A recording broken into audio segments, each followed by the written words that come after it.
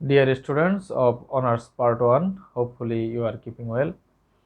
I am Siddhartha Shankar, an assistant professor in English in Government Horoganga College, Munshiganj.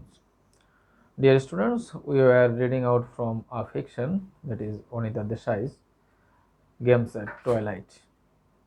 And dear students, you are requested to turn over the pages and we are going to start reading.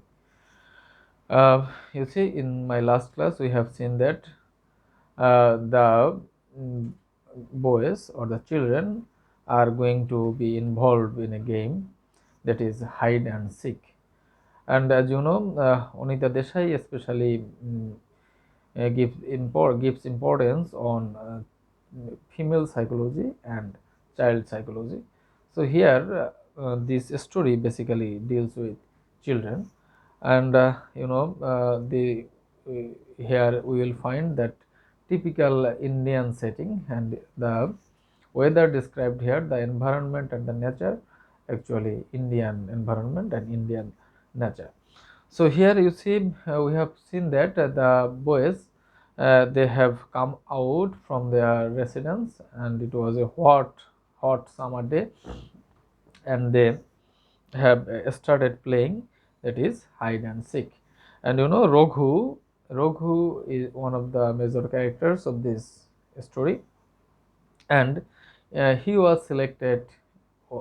It means that is he will find out the other boys, and other boys are going to hide themselves. Okay, so let's start reading. Raghu ওয়াজ ইট। তো রঘু আসলে ইট হলো। ইট বলতে আমরা বাংলায় যেটাকে বলি বুড়ি হলো, যে খুঁজে বের করবে অন্যদের, সে এটা হলো। He started to protest, to cry, you cheated, Meera cheated, Anu cheated. হ্যাঁ, মানে আসলে আমরা যেমন দেখি ছোটদের খেলার ক্ষেত্রে, বুড়ি এটাকে হতে চায় না, সে আসলে খুঁজবে, এটাকে হতে চায় না। এই জন্য সে এটার প্রতিবাদ করলো যে আমার সাথে প্রতারণা হয়েছে, মীরা প্রতারণা করেছে, আনু প্রতারণা করেছে। কিন্তু but it was too late, কিন্তু দেরি হয়ে গেছে, এখন আর এসব অজুহাতের সুযোগ নেই, কারণ এখন তাকেই খুঁজতে হবে। The others had all already strict away মানে অন্য যারা, তারা কিন্তু ইতিমধ্যে ছড়িয়ে ছিটিয়ে পড়েছে।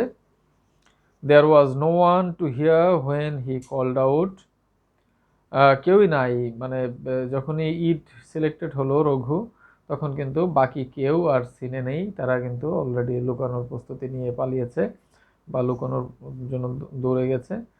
হ্যাঁ,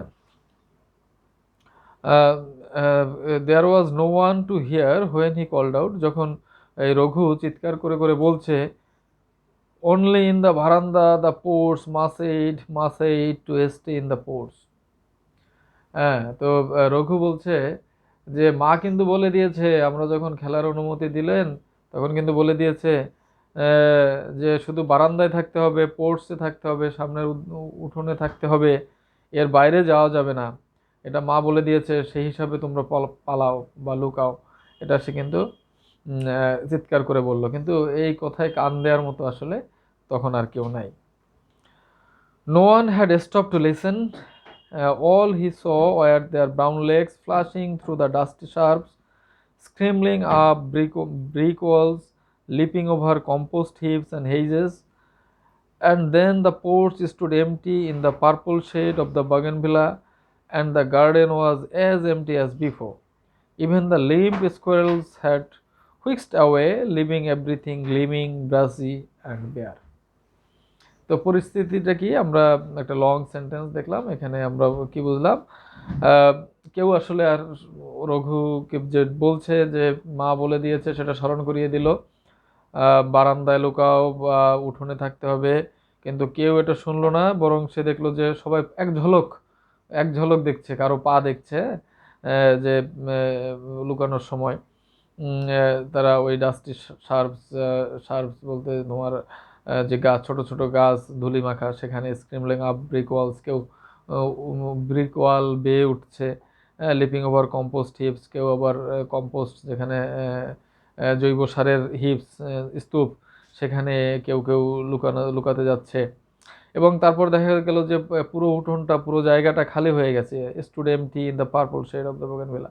হ্যাঁ, তো আগেই আমরা এই জায়গাটা কেমন সে সম্পর্কে দেখেছি যে শুষ্ক জায়গা, ঘাস মাটি সব সূর্যের তাপে ধাতব বর্ণ ধারণ করেছে। তো এখন সেই আবার সবকিছু নির্জন হয়ে গেল এবং কেউই নেই, সবকিছু শূন্য হয়েছে, ব্রাসি হয়েছে, বেয়ার হয়েছে, শূন্য হয়েছে, তামাটে হয়ে গেছে, মানে এখন আর কেউ সেখানে নাই। এমনকি যে স্কুইরেলগুলি তোমার কাঠবিড়ালিগুলি ট্যাপের নিচে বসেছিল, যেখানে পানির বিন্দু পড়ছিল, সেখান থেকেও স্কুইরেলগুলিও সরে গেছে, আসলে ওখানে এখন একেবারে শূন্য হয়ে গেছে।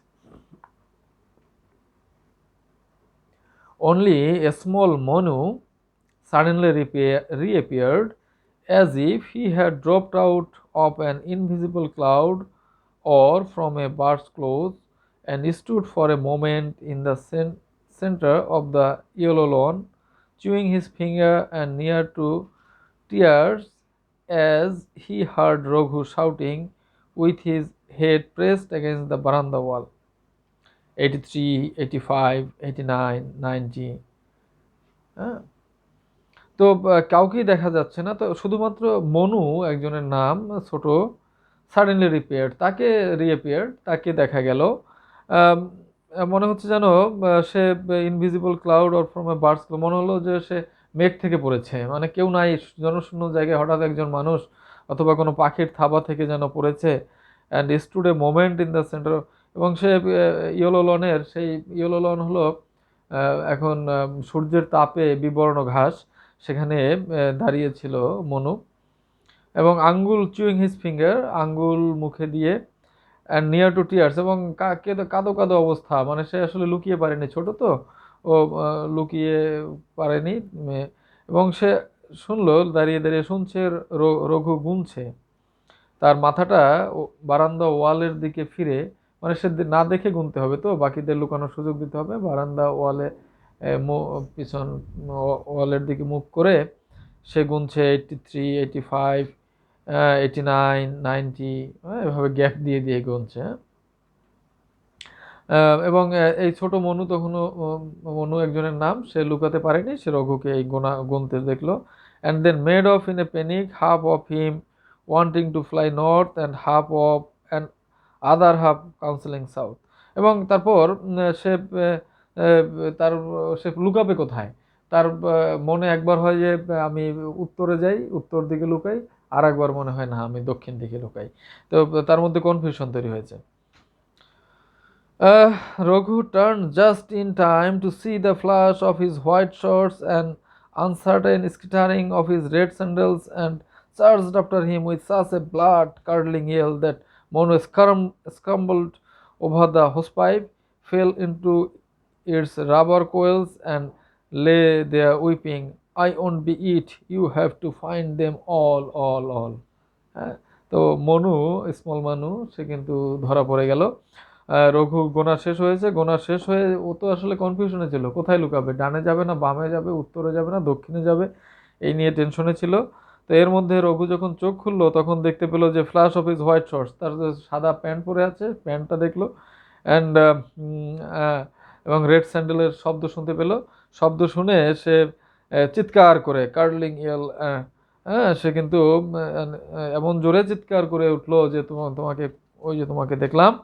তখন এই চিৎকারে মানু কিন্তু হোস পাইপে পেঁচিয়ে হোঁচট খেয়ে পড়ে গেল, এবং fail into it's rubber coil, এই হোস পাইপের যে রাবার কুণ্ডলি পাকিয়ে আছে, কয়েলগুলি, পাইপগুলি, সেখানে সে পড়ে গেল এবং কান্না শুরু করলো, এবং সে বলল, "I won't be it, you have to find them all, যে আমি ইট হব না, আমি বুড়ি হব না, আমি হব না, তোমাকে সবাইকে খুঁজতে হবে, সবাইকে খুঁজে বের করতে হবে।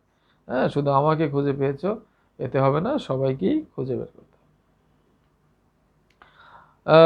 I know I have to, idiot, Raghu বললো, নির্বোধ, আমি জানি আমাকে কি করতে হবে, কাকে কাকে খুঁজতে হবে সেটা আমার জানা আছে। সুপারসিলিয়াসলি নিকিং হিম উইথ হিজ টো, হ্যাঁ, বুড়ো আঙ্গুল দিয়ে, সে তো পড়ে আছে, বুড়ো আঙ্গুল দিয়ে তাকে একটু অবজ্ঞা ভরে একটু লাথিও মারলো, কাকে, মানুষ। আমরা দেখতে পেলাম যে রঘু একটু এখানে rough behaviour. You are dead, he said with satisfaction. বললো যে তুমি মরা, মানে মরা বলতে তোমাকে ধরে ফেলেছি, তোমাকে দেখে ফেলেছি। সে খুব পরিতৃপ্তির সাথে এই কথাটা বলল।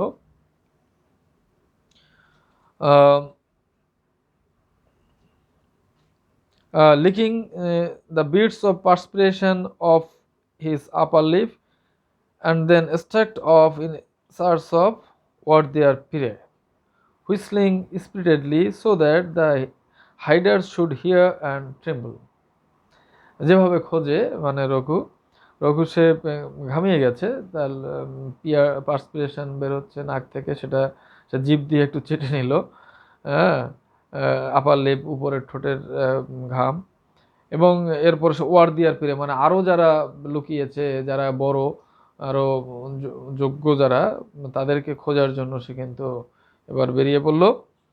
হুইসলিং স্পিরিটলি সো দ্যাট, এবং সে হুইসেল বাজাচ্ছে, মুখে শীষ বাজাচ্ছে খুব তীব্রতার সাথে বা খুব আমোদের সাথে, যাতে করে দ্য হাইডার্স শুড হিয়ার অ্যান্ড ট্রেম্বল, যাতে করে হাইডার যারা যারা লুকিয়ে আছে তারা যেন শুনতে পেয়ে কাঁপে, ভয়ে কাঁপে বা নড়াচড়া করে, যাতে করে তার এদেরকে খুঁজে বের করতে সুবিধা হয়। তো একটা টিপিক্যাল গেম আমরা দেখলাম যে যেভাবে আসলে খেলা শুরু হয়, এবং ছোট যে সে সবার আগে ধরা পড়ে গেল, এবং এটা কিন্তু তারা খুব সিরিয়াস, এখানে কিন্তু বোঝা যাচ্ছে যে ছোট বেবিটা সে খেলেছে, এটা বাচ্চাদের খেলা হলেও বাচ্চারা, আমরা বড়রা ভাবি যে তারা আনন্দের জন্য খেলছে, মজা করার জন্য খেলছে, আসলে তাদের মধ্যেও জয়ের স্পৃহাটা আছে যে আমাকে জিততে হবে।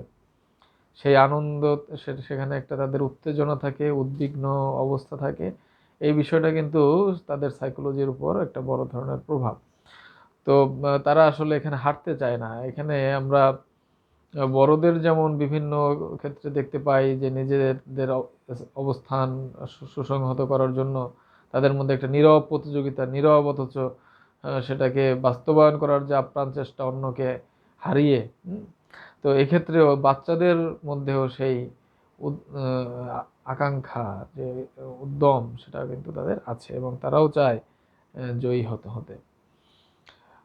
তো আমরা we have already read out some of the paragraphs of this story, and here we have found that the game has already been started and it is going to be a very serious game. এটা খুব একটা serious game হতে চলছে, because the participants in the game are all serious about winning. তারা সবাই জিততে চায়। Dear students, hopefully you have enjoyed the class, and in my next class I will go through the next portion of this story. Dear students, hopefully you will stay safe and sound. Thank you for watching.